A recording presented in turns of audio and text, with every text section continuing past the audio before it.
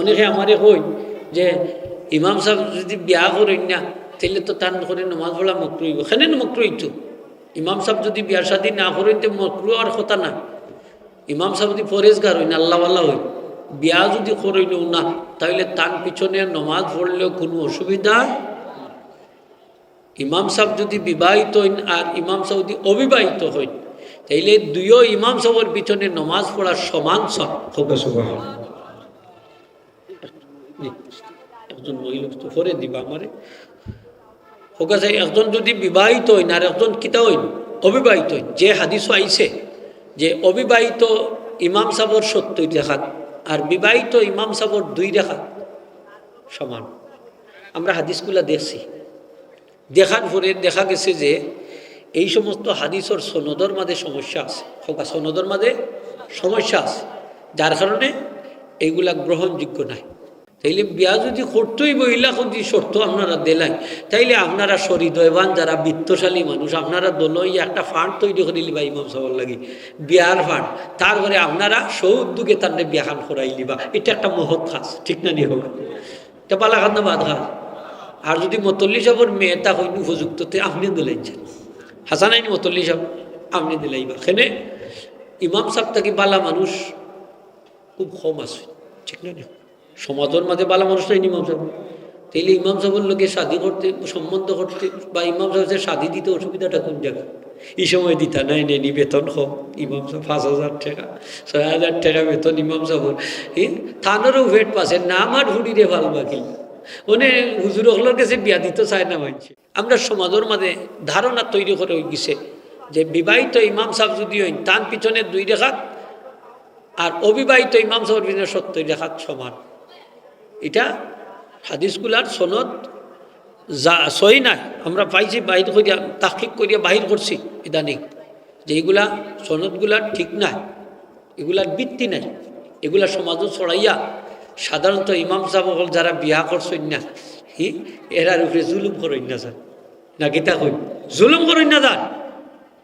ইমাম সাহেব বিয়া যদি করেন না সমস্যা নাই, যদি এই পরেজগার মুত্তাকি আল্লাহ বলেন।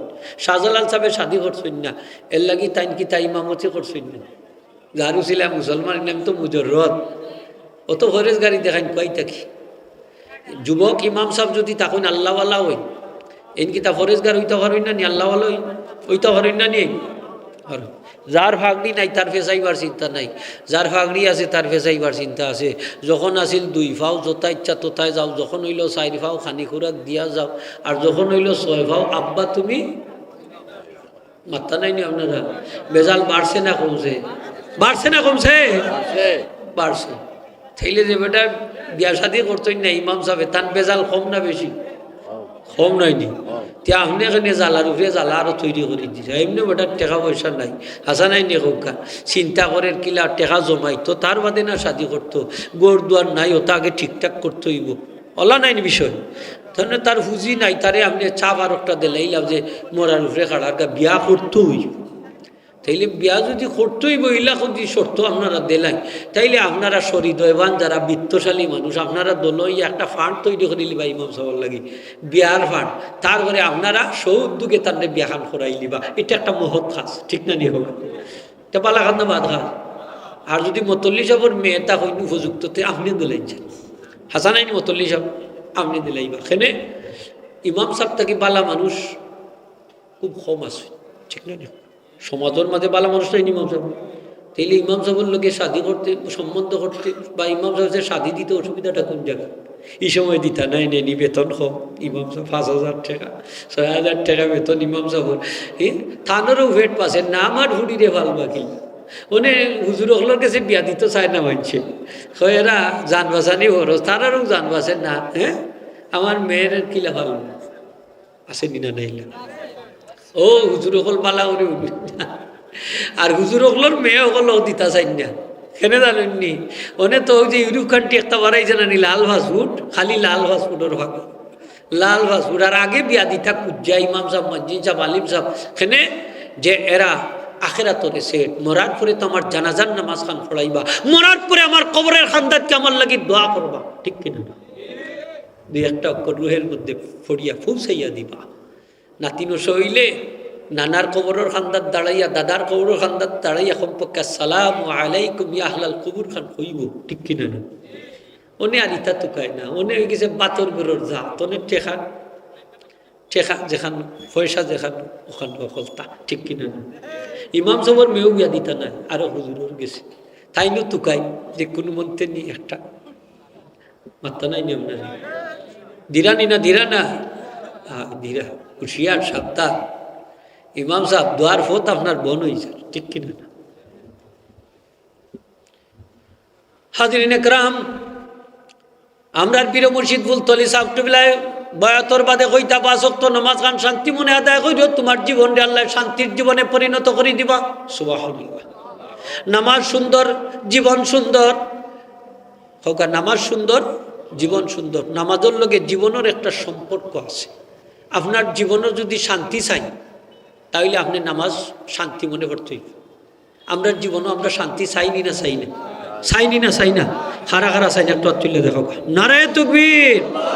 ও যুবক ভাই অকল ওয়াজ করাই রায় তো আজকে আদা করতেই ভাই নামাজ পড়তাম হইব না কিতা না ছাড়তাম হইব, দেখি ফোড়ার পক্ষে খারা খারা দেখতাম হইব। আল্লাহ তুমি হাত কুলারে কবুল করো, হোক আমিন। আমরা বাচ্চা কাচ্চা পরিবার পরিজন নামাজি হইতে আমরা চাইনি না চাই না, চাই চাই। আমরার গরো নামাজ নাই, এর লাগে গরো শান্তি নাই।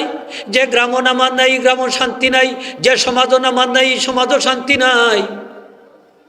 আপনার গরো শান্তি গেল খেনে গেল, কিলা গেল, গিয়া খবর লইয়া দেখো কে এই গরো নামাজ নাই, বাপে ভূতে মিল নাই, মায়ে জিয়ে মিল নাই, চাচাবাদি যায় মিল নাই, খেনে ই গরো নামাজ নাই, ই ফ্যামিলিত নামাজ নাই, ই বাড়িত নামাজ নাই, ই পাড়াত নামাজ নাই। এর লাগি খালি ফিতনা আর ফাসাদ, মারামারি, হিংসা, বিদ্বেষ, খুন খারাপি, ঠিক কিনা না? আমরা যে ফাড়ায় ফাড়ায় আজকে অত হিংসা বাড়ছে, গ্রামে গ্রামে অত হিংসা বাড়ছে, গড়ে গড়ে হিংসা বাড়ছে, খেনে বাড়ছে, বাইয়ে বাইয়ে হিংসা বাড়ছে, চাচাবাতি যায় হিংসা বাড়ছে, খেনে বাড়ছে, দাদা নাইতে হিংসা বাড়ছে, নামাজ নাই। জুড়ে কইছি বা কি নাই?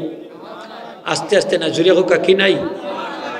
যে গ্রামও নামাজ আছে এই গ্রামও শান্তি আছে, যে সমাজও নামাজ আছে এই সমাজও শান্তি আছে, যে ঘরও নামাজ আছে এই ঘরও শান্তি আছে, যে পরিবারও নামাজ আছে এই পরিবারও শান্তি আছে, যে দেশও নামাজ আছে এই দেশও শান্তি আছে, ঠিক কিনা?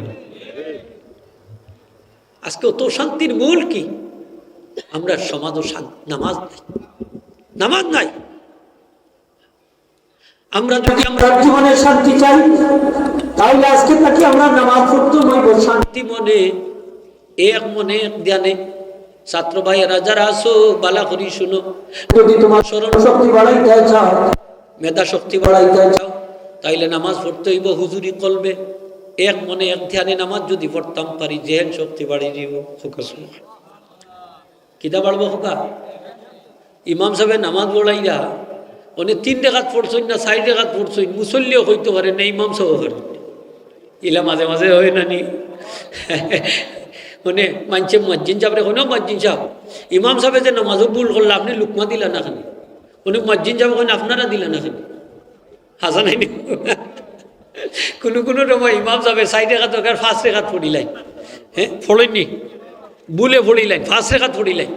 5 রাকাত পড়ার বাদে তাই আবার দেখা যায় যে জিকাই না আমি 6 রাকাত পড়ছি, তার মাঝে একটু মুসাব্বা লাগিছে, নমাজ দোয়ারাই লিতা হকা কিতা করতাম মাসলা কইয়া দিয়ার নমাজ দোয়ারাই লিতা।